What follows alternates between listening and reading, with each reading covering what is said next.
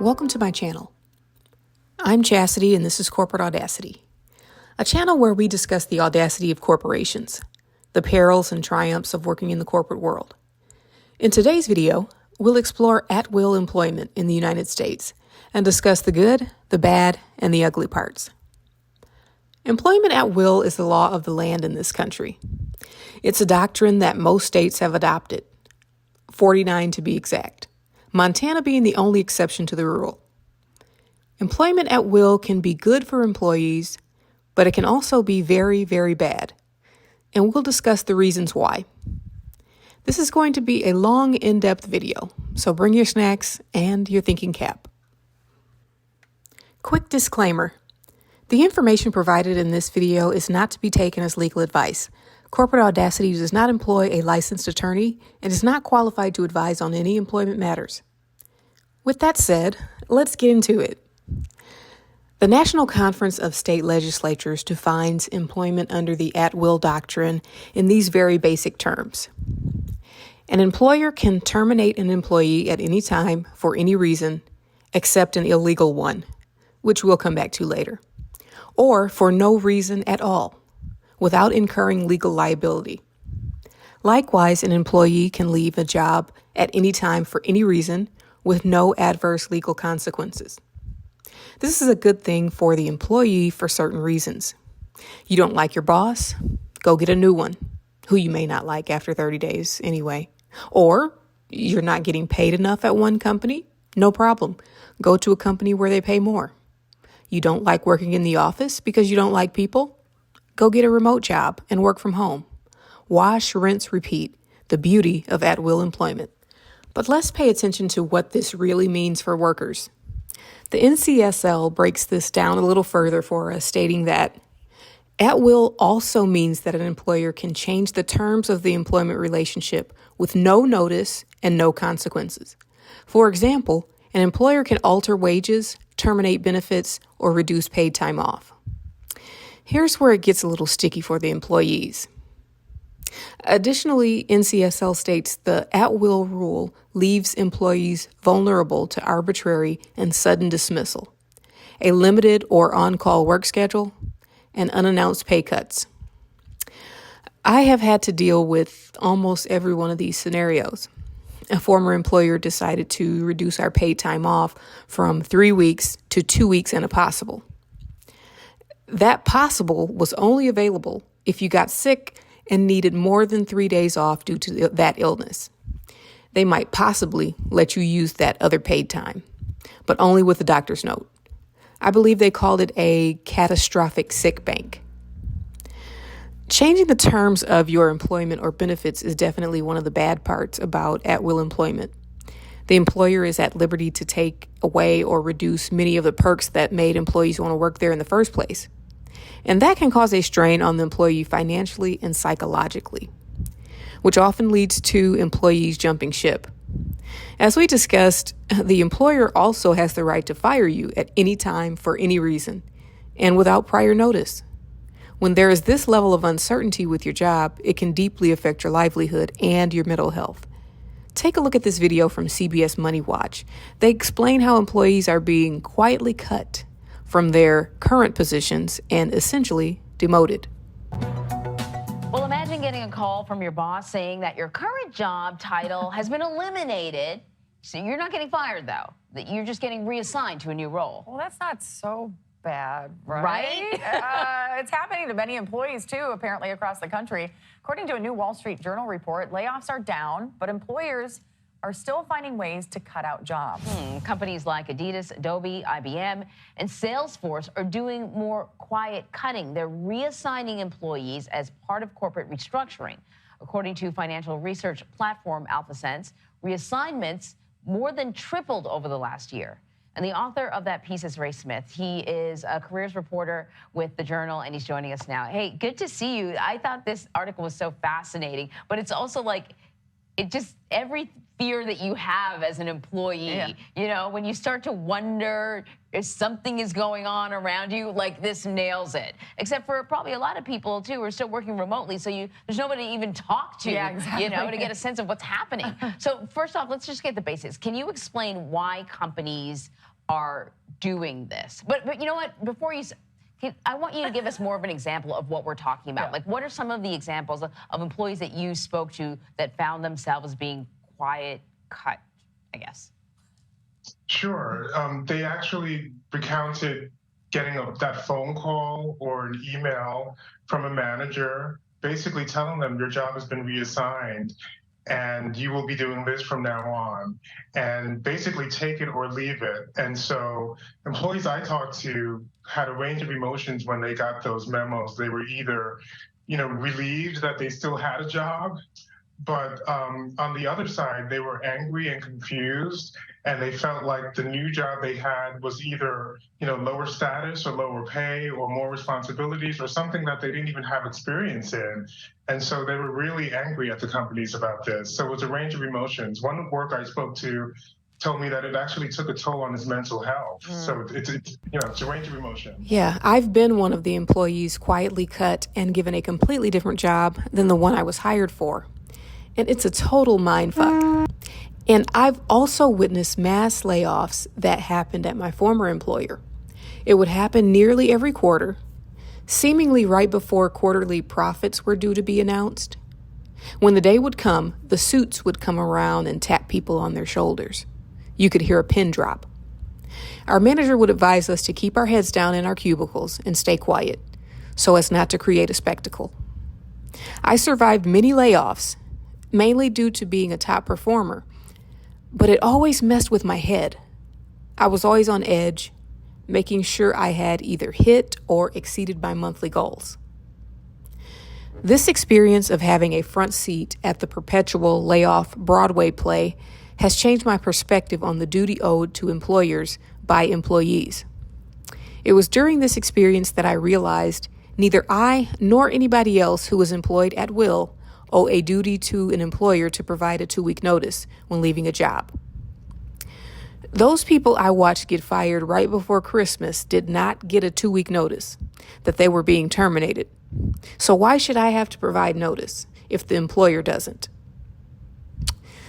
When you're employed at will, that 2 weeks notice really is a courtesy to the employer, giving them time to get their ducks in a row, post your position, and convince you to provide some training to possible replacements or other coworkers who'll do your job until they find a replacement. I've discovered that in this 2-week period, the employer actually gets more work out of the departing employee, as they never seem to have the knowledge or preparation to do the job themselves. Some even asking you to stay 3 or 4 weeks until they can find a replacement. This is exactly why, in a couple of instances, I chose not to work myself to death the last few weeks of my employment and decided not to give a 2-week notice. I know that sounds bad, but there are some employees who will terminate you immediately after giving your notice anyways. They typically do this to protect their intellectual property and make sure you're not gathering up documents that belong to the company trying to take them with you to your next gig. Sometimes they need to go ahead and start out processing you and taking away access, which means you would just be sitting there unable to work anyways. Other times, they just terminate you out of spite for having the audacity to leave them. But remember, no matter their reason, they have every right to do so if you were employed at will. They are, however, supposed to pay you for those last 2 weeks if it's in their policy to do so, whether they allow you to work the whole 2 weeks or not. So why should there be a one-sided loyalty and duty of care on the employee side? A couple of friends who were changing jobs have asked me, should I give my employer notice, and how much notice should I give? I always ask them in turn. Number one, if their giving notice will create an additional work and stress burden on them. And two, how did the employer treat them during their time working there? If there will likely be an additional burden and the employer is spiteful, I advise them not to even give notice. If they are working for a small family business who treated them very well and may likely need additional time and help securing another employee, I would advise them to definitely give notice as a courtesy to that employer. Let's see what Nolo has to say. Nolo is basically an online legal encyclopedia. It's a good legal reference, so I use it pretty frequently. Nolo contributor Lisa Guerin JD says, as an at-will employee, you have the right to quit your job at any time for any reason. While employers might try to insist that you provide 2 weeks' notice prior to leaving, you are under no legal obligation to do so. However, quitting suddenly could result in a bad reference for that employer. Additionally, at-will employees cannot be fired for reasons that are illegal under state and federal law. In these situations, the government has decided to make an exception to the general rule of at-will employment. So let's talk about these exceptions to the rule. The general exceptions are enforced by the Equal Employment Opportunity Commission, or EEOC, and backed by law. Federal laws that extend basic civil rights to employees and prohibit employment discrimination based on age, race, color, religion, sex, national origin, or disability. So you can't be fired or denied a job because you're black or pregnant or 60 years old or have a bad leg and can't use the stairs. But don't get it twisted. Employers find a way to get around these legal protections all the time. Take a look at our video called Recruiter Gone Rogue, where a recruiter explains how companies would try to enlist him to carry out their discriminatory dirty work. I'll link that video below in the description. Make sure you watch that one. And we'll discuss employment discrimination a little more in depth in our diversity, equity, and inclusion video coming soon. Even though there are general exceptions to the at-will employment doctrine, there are some specific exceptions that states have codified, and even more specific exceptions that companies have adopted and added to their internal policies. The first one is a public policy exception. This exception is based on common law. As the NCSL explains, it is the most widely recognized common law exception to the at-will presumption and protects employees against adverse employment actions that violate public interest. So basically, an employer can't terminate you for exercising a public policy right. One example of a public policy right is the right to file a workers' compensation claim following a workplace injury, or refusing to break the law if directed by an employer. The employer wouldn't be able to fire you for either of those reasons. If they did do it, you would have a claim for wrongful termination and could sue the employer if they are in a state that has adopted this rule, or if company policy forbids it. The next one is the implied contract exception. According to the NCSL, implied contracts are recognized in 41 states and D.C. and difficult to prove. Basically, when there's an implied contract between the employer and employee, that agreement can be legally upheld. Implied means there was possibly something talked about or written somewhere regarding employment, but no actual employment agreement. One example of this is an employer telling their employee that they have job security so long as they perform their job duties. There is actual case law supporting the legality of an implied contract like this. The Bureau of Labor Statistics, or BLS, cites the case of Charles Toussaint versus Blue Cross Blue Shield of Michigan, decided by the Michigan Supreme Court. Mr. Toussaint, a manager at Blue Cross, alleged that when he was hired by the company, he asked his boss about job security, and he was told that his employment would continue as long as he did his job. The employment manual also stated that it was Blue Cross's policy to terminate employees only for just cause. So the court ruled that this provision in the manual stating that an employee would only be fired for just cause created an implied contract. And Blue Cross may have breached this contract for firing Mr. Toussaint without cause. I bet Blue Cross made some changes to the verbiage in its employee manuals pretty soon.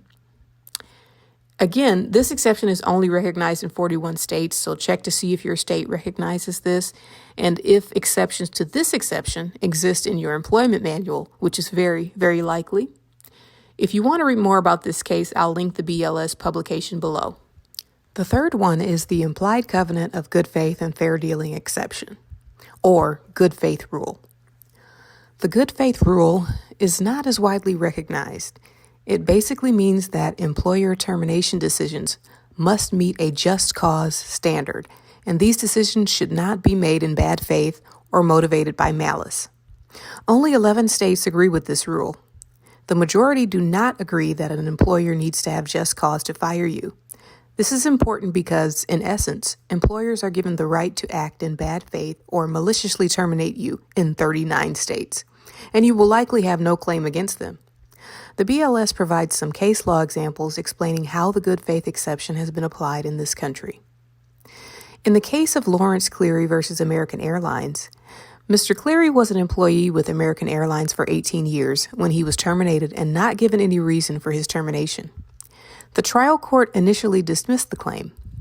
Following Cleary's appeal, a California appellate court held that the employer could not fire an employee without good cause, stating that termination of employment without legal cause after such a long period of employment offends the implied covenant of good faith and fair dealing, and that doing so would deprive the employee of the benefits that he accrued during that 18 years of employment. Furthermore, the appellate court held that the trial court erred, and Cleary's claim can be heard before the court. This case set a precedent in California for employees because the court recognized an implied covenant of good faith and fair dealing in employment, limiting the rights of the employer to terminate an employee without just cause. And that's why California is considered one of the most worker-friendly states in the U.S. Then there's the case of Kmart versus Ponsac. Mr. Ponsac was a tenured employee at Kmart when he claims he was terminated by Kmart so they could avoid paying him his retirement benefits. The Supreme Court of Nevada ruled that Ponsac had an actionable claim against Kmart for breach of an implied covenant of good faith. The court found that even though there was no written contract, Ponsac was dependent on Kmart's commitment to extended employment and to retirement benefits. Because Ponsac's firing was due to the company's own financial motivations, Ponsac was entitled to recover monetary damages for a bad faith agreement. This is a corporate triumph, and I'm glad Mr. Ponsac was able to get his money. There are many, many more cases where the good faith rule was at issue before the court, and if you're a legal nerd and would like to read more about them, the link will be available in the description. So now that we've talked about the good, the bad, and ugly parts of being employed at will, how do we as employees protect ourselves from the bad and the ugly? Well, I'll give you two ways. Number one, and not the easiest, is union employment. We briefly discussed the benefits of union employment in our video called Payless Penny Pinching. I'll link it below if you haven't seen it. It's been proven that there is more employee loyalty and greater employee retention under union employment. The employees are happier and generally more dedicated to the employer, knowing that they will have good pay and benefits, or the ability to strike when those benefits start to wane. The United Auto Workers are proof of this, as their new contract, once signed, will guarantee a 25% wage increase for some of the employees and raises of over 150% for others, as this NPR article explains. The workers will also get a boost in retirement contributions. Their employment is more secure, and when you as an employee feel secure, your shoulders aren't as heavy. Per NPR, Ford employee Brandon Bell will see his hourly pay go from $20 to $35 per hour if they sign that contract. Can you imagine getting that type of an increase and not having to switch jobs to do it? I think it's awesome. The Screen Actors Guild also reached a deal with Hollywood studios for better pay and protections following an historic strike. That's wonderful news for all of us missing our fall TV shows. But even greater news for the actors who will be compensated for the use of their images in digital replicas if this new deal is signed. Another triumph. Unfortunately, union jobs are not available for all of us. They have decreased significantly since the 1950s. But as we've seen with Amazon, workers often have the power to unionize if they strategize and pull together. So if you see an opportunity to work in an industry that offers union membership, I would hop on it. The second way to protect ourselves as employees, and probably the easier of the two, is contract employment. If you have an employment contract, you are guaranteed the pay, benefits, and tenure agreed upon in that contract, as long as you perform your part by doing the work you were hired to do. And if you don't get those agreed upon items, you can sue the employer. With a contract, You're working on terms that you have agreed to and likely negotiated. There's not as much worry about being fired without cause. Because if a contract is in place, the employer knows that they have to pay out the terms of the contract if they breach it. And if you hate your job and know that you will only have to work your 6 months and then be gone, you can move on gracefully. No questions asked, no hard feelings. Here are a couple LinkedIn posts from Liz Ryan, CEO of the Human Workplace. She's a good person to follow because she's a former Human Resources Senior Vice President and now consultant who teaches employees how to be the CEO of their own career. In this first post, a follower asks if it's a trend to be considered a temp for the first 6 months, where you can't take time off and can be fired at any time. She responds saying you are basically a temp at every U.S. job, unless you're a union member or have your own employment contract. This is why I always say you have to manage your career like a business. She goes on to say, always be job hunting, always be ready to change jobs. The unequal power relationship between employers and employees is a major feature of our economy and society. And listen up, this is the most poignant part. Liz Ryan concludes by saying, when you abdicate your CEO responsibilities by assuming your job will persist and remain a decent job just because, you weaken yourself. Woo! Let the church say amen. Take a look at this next post by Liz Ryan, where she explains how no employee without a contract is quote-unquote safe at their job. A follower asks Liz, how can a manager create psychological safety at work? She answers saying, a manager cannot create psychological safety at work. She goes on to say, a business owner or CEO can, by giving every employee a contract, either a collective bargaining agreement or individual employment contracts. Without that literal economic safety, there is no safety for U.S. employees. The hype about creating psychological safety at work is just gaslighting, she says. Wanting employees to open up and feel safe in an environment that's demonstrably unsafe, that's abuse. Shoo! Somebody get Liz Ryan a Baptist preacher sweat towel so she can wipe her brow, because she was on LinkedIn preaching to the masses. Well, this brings us to the end of our video on at-will employment. I hope you've learned something, or at least enjoyed the content. Please use it to make changes to how you move in your career. We must learn to play the game and win at it. Let me know in the comments what your thoughts are on at-will employment. And remember to subscribe and get your notifications so you're front and center for our next video, where we discuss diversity, equity, and inclusion. Like the video if you liked the video, and share it with a friend. Once again, this is Chastity with Corporate Audacity. Thanks for watching.